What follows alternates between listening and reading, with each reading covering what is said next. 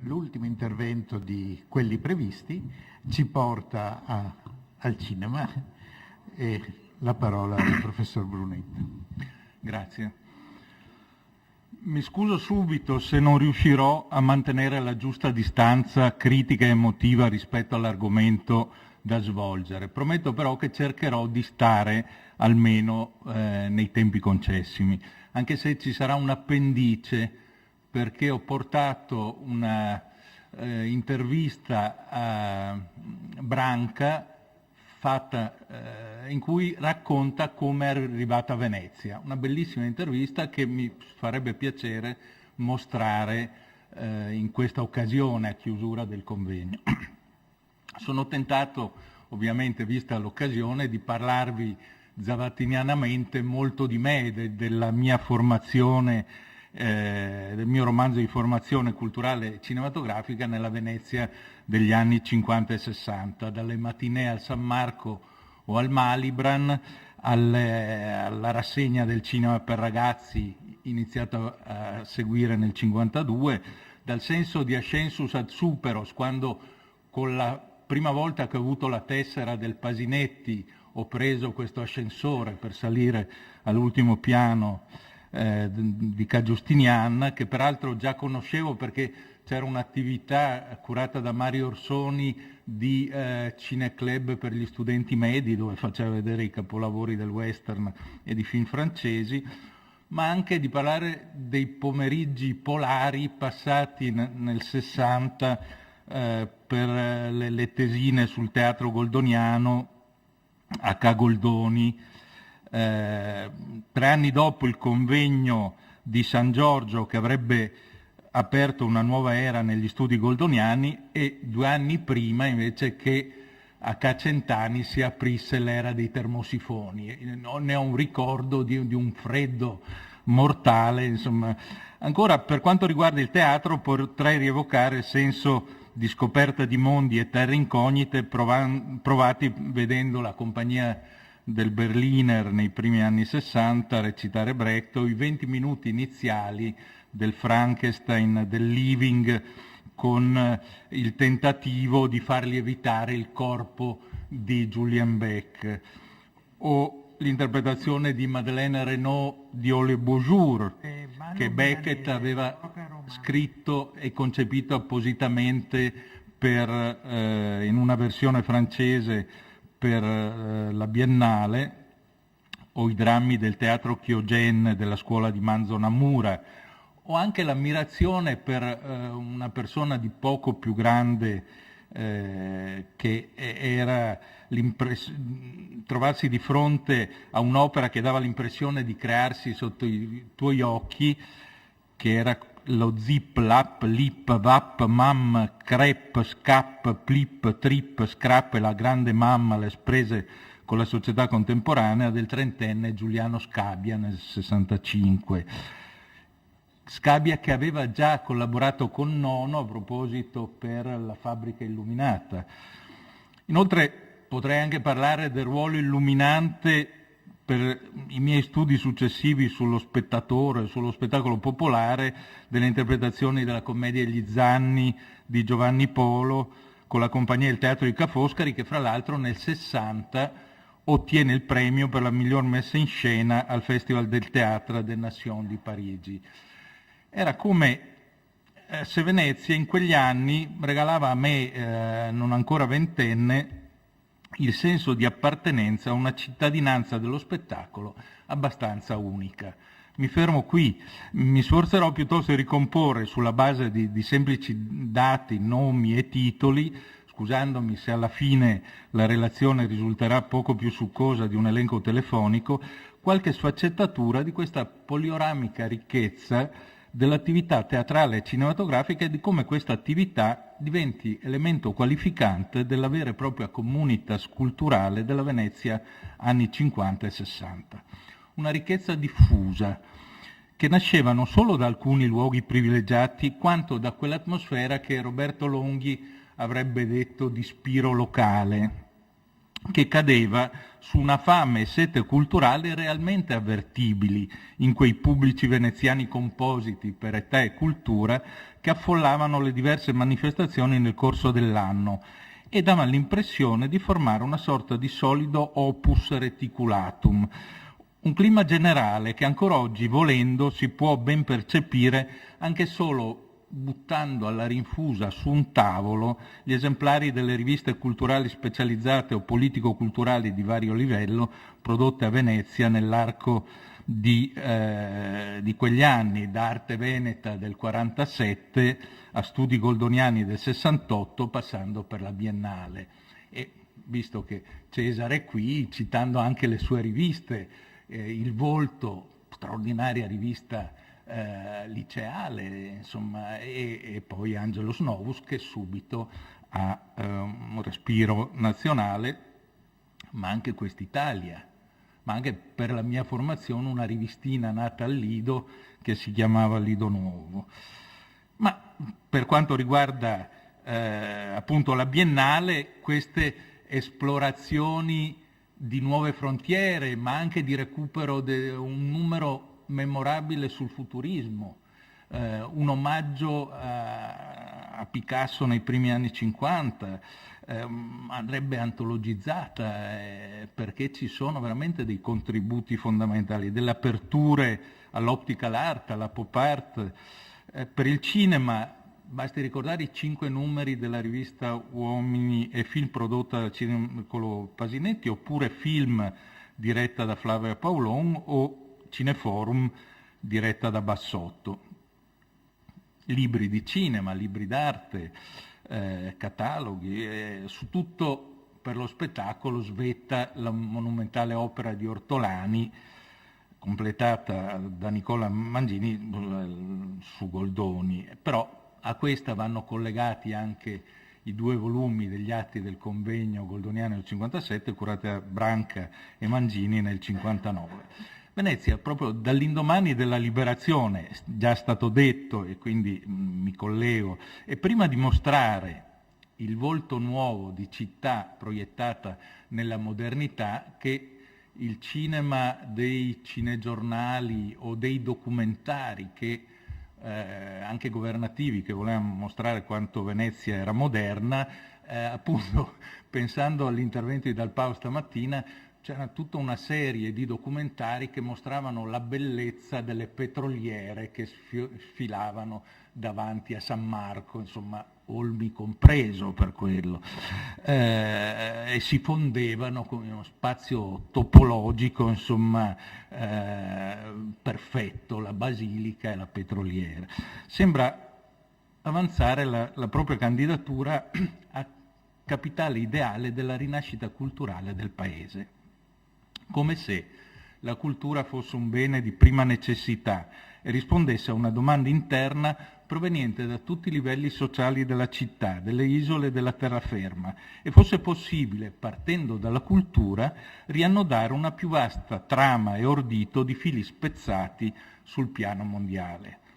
Coglie bene questo spirito Giorgio Prosperi nel 1946, quando scrive un articolo sul Nuovo Giornale d'Italia intitolato "A Venezia coi russi e con Rita Hayworth".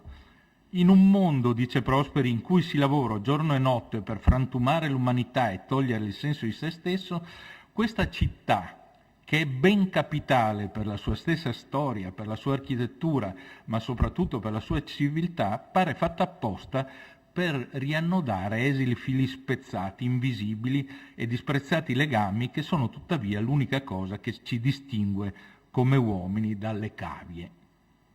Accanto alla Biennale e alla Mostra del Cinema fiorivano ovunque nel corso dell'anno una quantità di iniziative che riuscivano a esercitare un'azione fecondante su tutto un tessuto sociale ancora abbastanza coeso, pur nelle sue diseguaglianze. Un habitat in cui le forze in campo si contrastavano anche in modo deciso, operavano in concorrenza, ma si proponevano obiettivi alti e comuni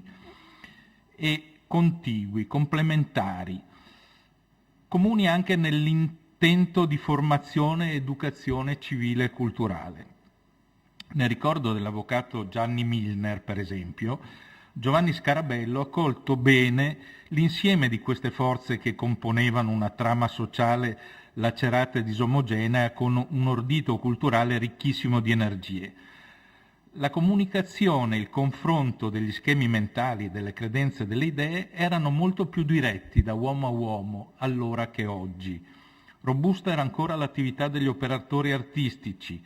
poi c'erano giovani che si aprivano baldanzosamente a fronti nuovi delle arti, giovani musicisti, quello di cui ci ha parlato Messinis, ma anche cantautori della canzone popolare come Luisa Ronchini e Gualtiero Bertelli, i giovani fotografi del Circolo La Gondola, la compagnia teatrale di Poli e il recupero di testi del Teatro Veneto, la compagnia di Arnaldo e Sara Momo, gruppi di amici riuniti in casa di qualcuno di loro a disegnare e scrivere fumetti, che sarebbero poi diventati famosi, come Ugo Pratt, le associazioni degli studenti, semplicemente goliardiche, ma che pure produssero per un certo tipo un giornale parlato, oppure cattoliche, come la Fuci, oppure di sinistra, come Università Nova, giovani scrittori, solo per ricordarne uno, Carlo Della Corte. Anche se ovviamente la mia attenzione si concentra sulla mostra e sul ruolo e sull'immagine della città di Venezia, ma taglierò questa parte della mia relazione in modo più ridotto sull'attività teatrale, è indispensabile ricordare una serie di persone che, per me simili ai cori angelici di Giusto de Menabuoi, operano nei dintorni della Biennale come motore e cinghie di trasmissione di energie, interpreti dell'anima della città e della sua volontà artistica arricchita, come l'uranio, insomma, dall'avvento di nuove arti. Ecco alcuni nomi, li cito a caso: Elio Zorzi, Pasinetti, Pellegrini, Chimarcalli, Gianni Milner, Gianluigi Polidoro, Mario Orsoni, Camillo Bassotto, Flavia Paolone, Umbra Pollonio, Giuseppe Ortolani, Nicola Mangini, Vladimiro Dorigo, Giovanni Poli, Arnaldo e Sara Momme, molti altri, più giovani, insomma. Personalità di varia provenienza, peso culturale e ideologico, anche con ruoli antagonisti, ma in qualche modo tutte attraversate da un comune spirito di servizio. In questi anni, bisogna riconoscerlo, il mondo cattolico darà il meglio di sé, sia nell'organizzazione del lavoro culturale che nelle progressive aperture del dialogo con le forze situate dall'altro lato della barricata. Mentre Bassotto faceva circolare nei cineforum sparsi nella città e nelle isole i film depositati dai partecipanti e vincitori della mostra, il Circolo Pasinetti, grazie a Milner, dal 50 e ai collaboratori offriva ogni anno la possibilità di compiere esaltanti cavalcate attraverso i capolavori della storia del cinema. Oggi so in coppie pessime, però eravamo contentissimi comunque di vederle. Stagioni indimenticabili che riempivano vuoti di conoscenze e facevano incontrare i ben 1400 soci, ora con Visconti, ora con Mary Seaton, che era entrata clandestinamente con una copia, aveva superato la frontiera, insomma, con una copia che vive a Messico, e poi continuamente con altri protagonisti della cultura e del cinema. Credo che il qui presente De Michelis sia stato anche nell'ultimo anno, insomma, direttore del Circolo Pasinetti. In una trasmissione radiofonica del 1947, Pasinetti annuncia un ricchissimo programma per la mostra del cinema.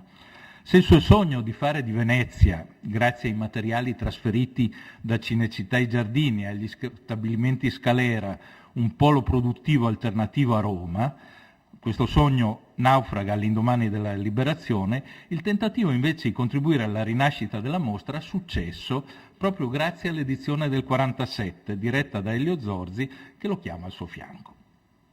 In effetti, nel 1947 circola a Venezia quell'aria internazionale che la guerra aveva interrotto, grazie anche al cinema. Si ha la sensazione che grazie alla Biennale, ma non solo, la città sia tornata a essere un crocevia internazionale di tutte le arti. Nel 1947 nasce il Circolo Fotografico La Gondola. Rinvio al saggio di Prandi e ai lavori di Zanier. Il saggio di Prandi è uscito in occasione della mostra di Sciù e cito una sola frase di uno dei fondatori della Gondola, Paolo Monti, sullo scopo, sui fini. Scopo del gruppo La Gondola è quello di inserire alcuni fotografi italiani nella grande corrente europea. Sempre Pasinetti, a cui spetterà l'onore di inaugurare la mostra col suo documentario su Piazza San Marco, offre nelle trasmissioni radiofoniche, ritrovate solo di recente, informazioni utili per capire come Venezia voglia riaffermare la sua leadership cinematografica messa in discussione in quell'epoca dalla nascita di Cannes e di altri festival, e voglia cercare di coprire con una serie di iniziative a tappeto tutti i terreni possibili del cinema, addirittura dalla sua preistoria, anche la tecnica, la pubblicità, eccetera. Per la prima volta il cortile di Palazzo Ducale accoglierà un pubblico cinematografico. Ben 23 paesi inviano a Venezia film della loro produzione. Mentre le proiezioni serali avvengono a Palazzo Ducale, in una splendida cornice architettonica, la piazza che sta nel mezzo è il luogo dove la gente d'ogni paese convenuta a Venezia quest'anno si dà convegno. È il più ampio e spazioso salotto che si possa immaginare. Rispetto a tutte le altre città che hanno dato vita a manifestazioni concorrenti, Venezia mantiene il primato, specie quello della sua incomparabile bellezza. Il cinema irrompe dunque nel cuore della città, lo aveva già fatto peraltro durante la guerra, modificando coi suoi cartelloni e manifesti l'arredo urbano della piazza stessa, da sempre aperta a accogliere i segni della storia in movimento. È come se l'ultimo arrivato tra le arti entrasse in scena da protagonista e la città lo accogliesse con tutti gli onori nel suo luogo più rappresentativo e lo promuovesse a genius loci aggiunto. In un clima di straordinaria euforia, si tratta di un momento magico a mio parere di tolleranza tra guerra mondiale e inizio della guerra fredda, si distribuiscono i premi a pioggia e pubblico, ex critici militanti del fascismo, critici comunisti e cattolici, critici internazionali e giurati, si ritrovano fianco a fianco, per poco tempo poi, a applaudire Le Diable au Corps di Autant Lara e Farbic di Georges Rouquier. Ma ci sono anche altri titoli, ma è interessante vedere come nel 1947 si organizzi uno spettacolo di arte metafisica e surrealista, una retrospettiva del cinema francese, una personale di Eisenstein, una di Dreyer, delle personali di Alexandrov, Renoir, Siodmak. Kosulic ricorda appunto come un anno mitico questo 47, quando i ricordi coincidono con la storia si arriva alle soglie del mito. Sicuramente è Pasinetti che ispira a Zorzi questa bulimia, ma a Elio Zorzi vanno riconosciuti non pochi meriti per la rinascita della mostra, per essere riuscito a tenerla in piedi senza appoggi economici governativi, per aver resistito alla concorrenza di Cannes e altri festival e per l'ideazione della molteplicità delle rassegne. Proprio per questo, sempre Pasinetti rivendica con orgoglio nel 1948 il ruolo di Venezia come capitale mondiale del cinema. Pasinetti muore a 37 anni nel 1949, però l'energia che il suo lavoro, la sua passione, la sua vera fede nel ruolo di capitale del cinema, capitale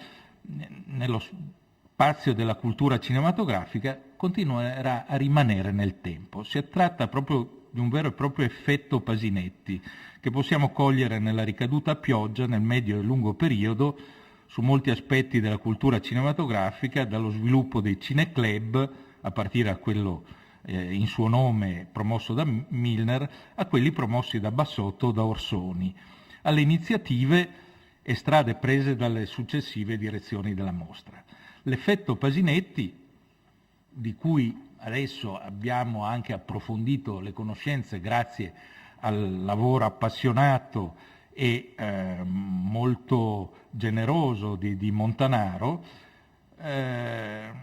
ci consente di cominciare a misurare la ricaduta anche sul tessuto culturale veneziano del lavoro di un uomo, insomma, che diventa elemento fondamentale per la cultura cinematografica della città e non solo. Grazie a questo effetto si diffonde oltre i limiti dei sentieri una volontà di essere cinema della città, di offrirsi al cinema con tutte le sue grazie e bellezze, diurne e notturne, di confondere l'acqua e la pellicola, di affidare al cinema la missione di essere al tempo stesso un luogo privilegiato di memoria delle sue feste e tradizioni, dei riti, dei suoi mestieri, dei saperi che ne costituiscono anche il tessuto socio-economico, e una sorta di certificazione della sua natura internazionale e della capacità di farsi promotrice e produttrice, humus, grembo e levatrice di fermenti inediti e proiettati nel futuro, di viaggi straordinari verso nuove frontiere e orizzonti delle arti e dello spettacolo. Torniamo alla Mostra di Venezia. Da quando Petrucci nel 1949 ne diventa direttore, ottenendo questa volta cospicui finanziamenti, siamo già all'inizio della ricostruzione, insomma, la Democrazia Cristiana comincia a considerare la manifestazione un proprio fiore all'occhiello culturale e se ne serve per dimostrare che è possibile costruire eventi di portata internazionale non soggetti all'egemonia delle sinistre e per esibire e concedere qualche beneficium o qualche secondo di gloria sotto i riflettori a tutta una folla di oscuri esponenti del sottobosco politico e amministrativo. Zorzi, con molta signorilità, alle prime avvisaglie del mutare del vento politico, rassegna le dimissioni. Petrucci, cattolico che ha partecipato alla Resistenza e che ingiustamente sottovaluta i meriti di Zorzi, fa in modo di moltiplicare le attività, gli intrecci, di allargare gli intrecci mondani e culturali, apre alle retrospettive, cerca di essere equidistante tra chi spinge verso la mondanizzazione e chi preme per un maggior rigore culturale. Gli effetti sono molto positivi, perché il numero di spettatori cresce da 70.000 del 47 a oltre 100.000 nel 50. Certo, vanno calcolate anche le presenze dei bambini e di tutte le attività collaterali, però oltre a quest'aria fresca di iniziative collaterali, nei biglietti si calcolano anche i biglietti distribuiti gratis a pioggia,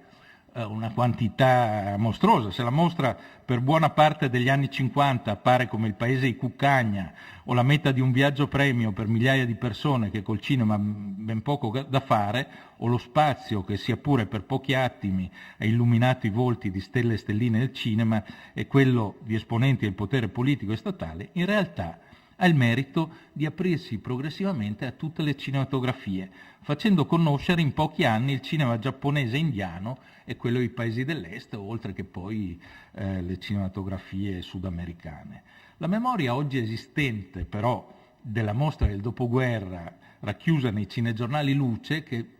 conosco benissimo per essermi studiati con una discreta attenzione, privilegia, come era già avvenuto per il fascismo, le esibizioni balneari delle stelline, le passerelle di sottosegretari e portaborse, non una parola, non un'immagine viene mai dedicata ai film in concorso o alle manifestazioni collaterali, alle retrospettive mai nulla. Ai cinegiornali interessa registrare la dimostrazione pubblica dell'appoggio politico alla manifestazione. Bisogna però dire che alla mostra e alla Biennale andranno personalità come Winston Churchill o lo Shah di Persia, i presidenti della Repubblica, i primi ministri. Ovviamente addirittura nel caso di Andreotti si assiste al fenomeno delle bilocazioni dei santi. Nello stesso momento è a Roma e parla di Roma e subito dopo è qua, pochi secondi dopo. Però ci sono anche Hemingway e Picasso. Gli archivi della Biennale della CIGA offrono un materiale vastissimo, in parte ancora inesplorato, sulla festa veneziana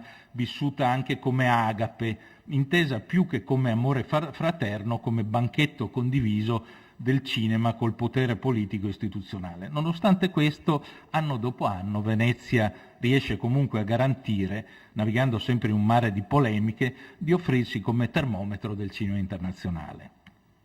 La presenza dell'Unione Sovietica, per esempio,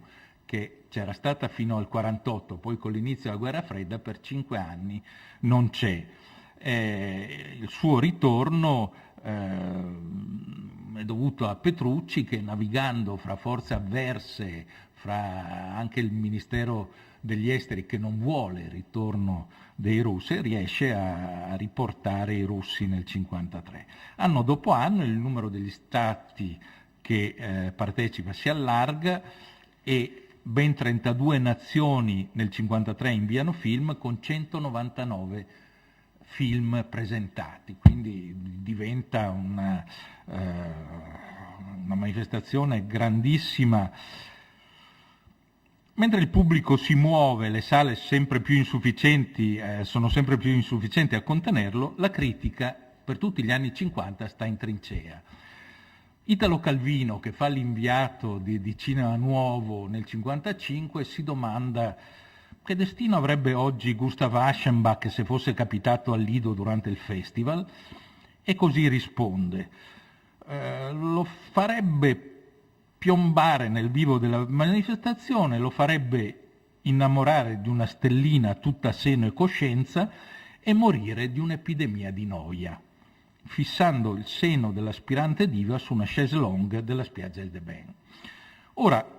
benché malattia endemica per il pellegrino cinematografico del Lido durante la direzione di Ottavio Croce e Floris Ammannati, la noia sembra debellata completamente dagli anni 60. Al Festival del quinquennio della direzione Chiarini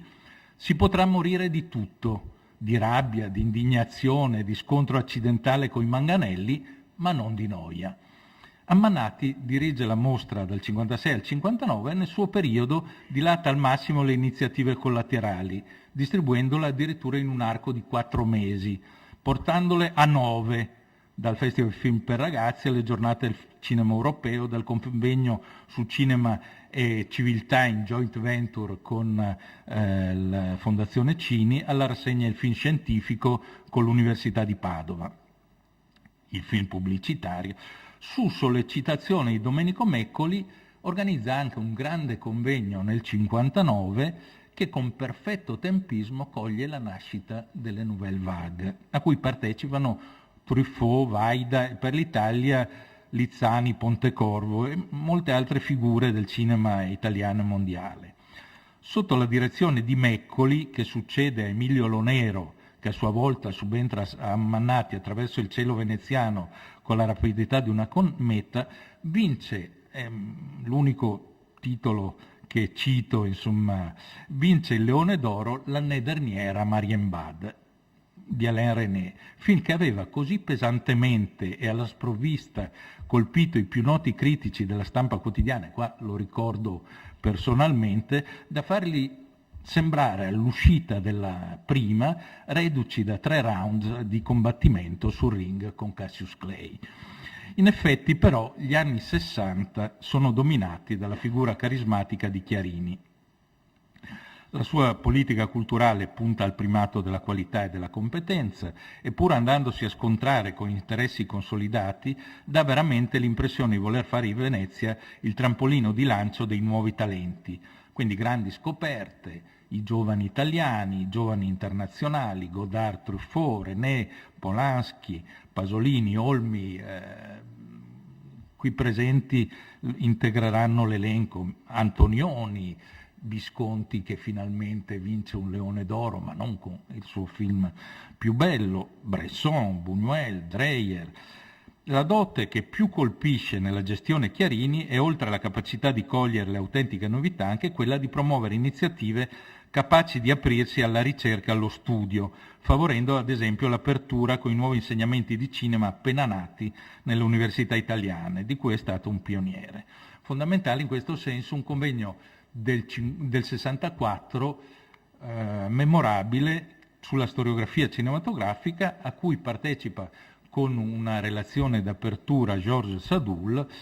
che ha segnato proprio una pietra miliare negli studi e anche ha aperto delle possibilità immediate di apertura di insegnamenti di cinema, non ultimo a Padova. Quanto al cinema, con la guerra di fatto termina la rappresentazione vedutistica in costume di Venezia e da quel momento la città diventa il punto di passaggio e approdo per ogni tipo di soggetto, sentimentale, romantico, realistico, avventuroso. Lo scenario si dilata e include anche la laguna, le isole, si moltiplica nelle possibilità d'uso nei confronti con la storia passata e presente. Anche un ingresso nella modernità, nella vita semplice, quando il protagonista, che è un maestro d'ascia, Cesco Baseggio, dice «Oh, fioi de cani, cosa seu diventai? Cosa che vuole? A bomba atomica?» Siamo nel 1945. Per la prima volta la città è vista come un'oasi minacciata dalle bombe del progresso e della modernità capitalistica. È vista al cinema, ovviamente. E il suo tempo circolare viene spezzato da quello lineare dei nuovi mezzi di trasporto e dall'industrializzazione della vicina Marghera. Proprio da questo film, un maestro d'ascia dello Squero di San Trovaso, pur con modesti orizzonti di bisogni e desideri, fa partire la percezione di un pericolo che un giorno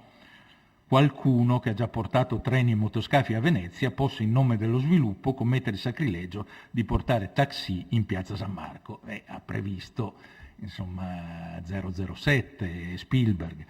Da questo momento la città dello schermo comincia a confrontarsi in modo continuo con la modernità. E qua ho elencato una serie di titoli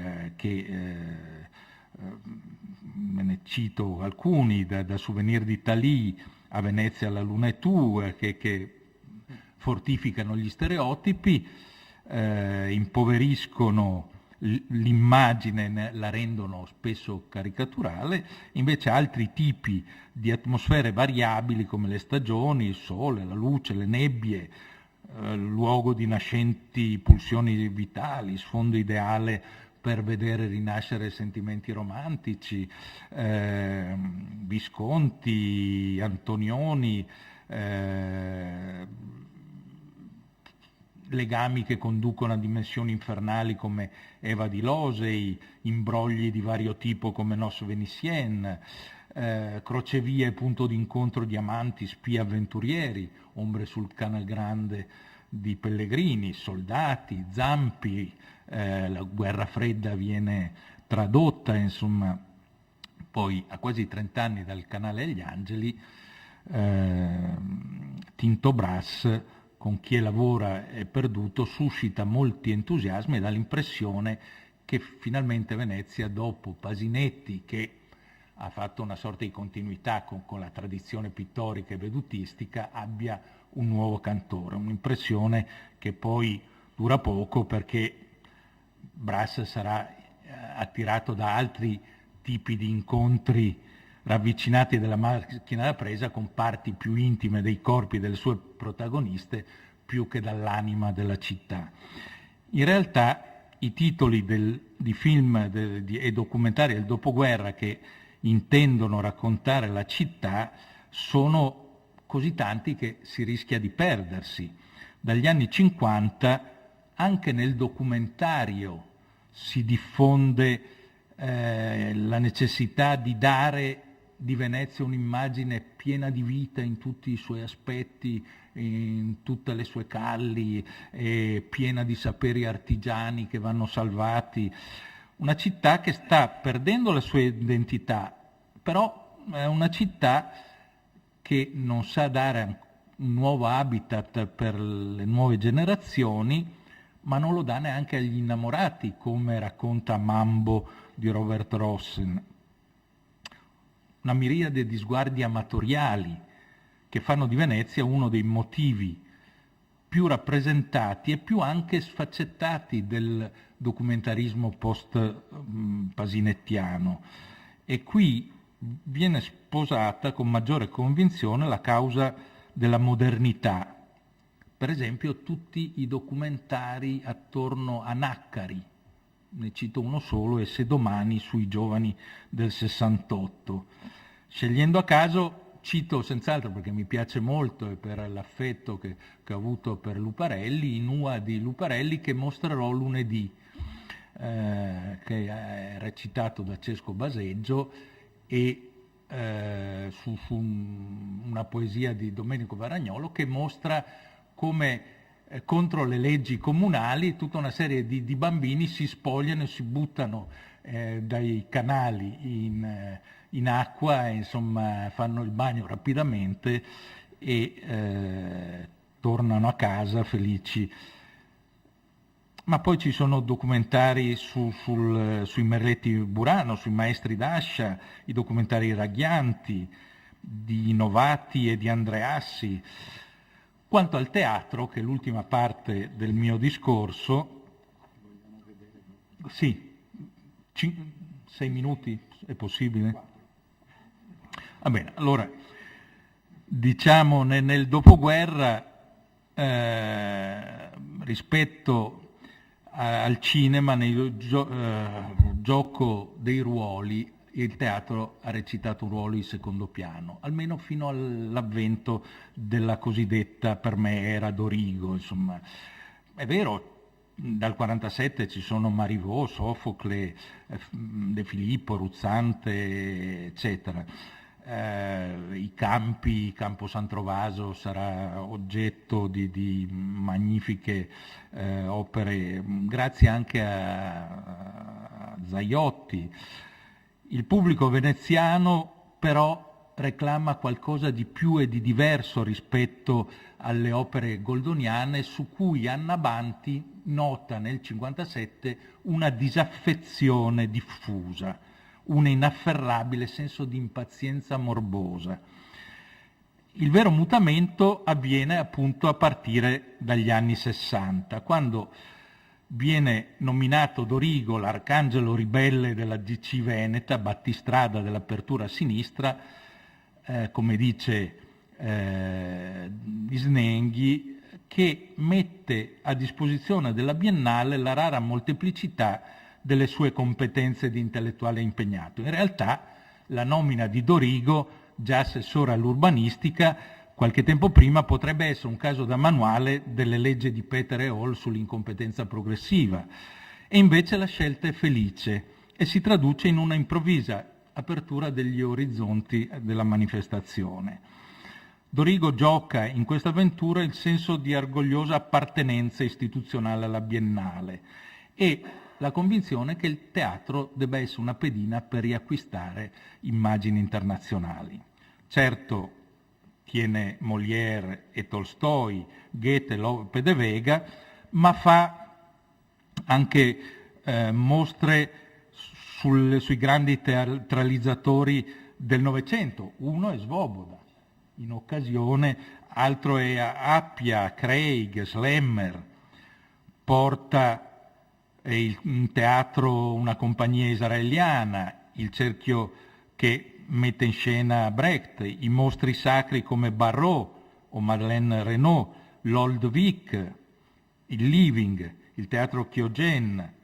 il Black Company di New York, ma anche decentra gli spettacoli. Così una bella edizione della Locandiera diretta da Franco Enriquez viene allestita in Campo Santa Zaccaria a Villa Zaiotti a Carpenedo. Il Frankenstein è allestito alla Perla del Casino, e poi nel 66 il cartellone vede Shakespeare, Brecht, Aristofane, Bibiena. Il Berliner porta a Venezia 2 opere di Brecht. La Biennale organizza anche, se ha organizzato nel 64 un convegno sul cinema, nel 65 organizza un convegno sul teatro, sulla drammaturgia brechtiana, un convegno importantissimo presieduto da Mittner e a cui partecipano Dort, Chiarini, Strehler, Bartolucci. Si inaugura l'Università Internazionale del Teatro nel 66, in cui si presenta un'opera di Renato Padoan e Franco Miracco, ma sono invitati anche l'Odin Theatre, il Teatro Internazionale di Parma, quello di Parigi. In pratica, negli anni in cui cominciano a nascere nell'università insegnamenti di storia del teatro e dello spettacolo, Dorigo, con spirito lungimirante, cerca di suggerire la possibilità di far nascere cattedre di tipo nuovo dentro all'università, legate al palcoscenico, alla regia. al fare teatrale. È qualcosa di profondamente innovativo che avverrà solo qualche anno dopo con la nascita del DAMS a Bologna. Sono ancora comunque segni forti di vitalità quelli che giungono dal cinema, teatro, arti figurative e musica, come abbiamo visto nelle relazioni di questa giornata nella Venezia del 66 alla vigilia della Grande Acqua Alta. Gli ultimi non lo so. A volte penso che anche volgendo lo sguardo all'indietro sul tempo breve, dobbiamo riconoscere e applaudire il lavoro e il patrimonio lasciato da coloro che ci hanno preceduto. Dipende anche da chi vuol vivere nell'oggi e da cosa sa e vuole costruire, in condizioni certo difficili, ma non certo più difficili da quelle affrontate nel dopoguerra, se vi saranno ancora nuove Venezie, se sappiamo uscire dalla dimensione di Venezialand, a cui la città sembra condannata, e capaci di non far rimpiangere quelle del passato prossimo. Grazie.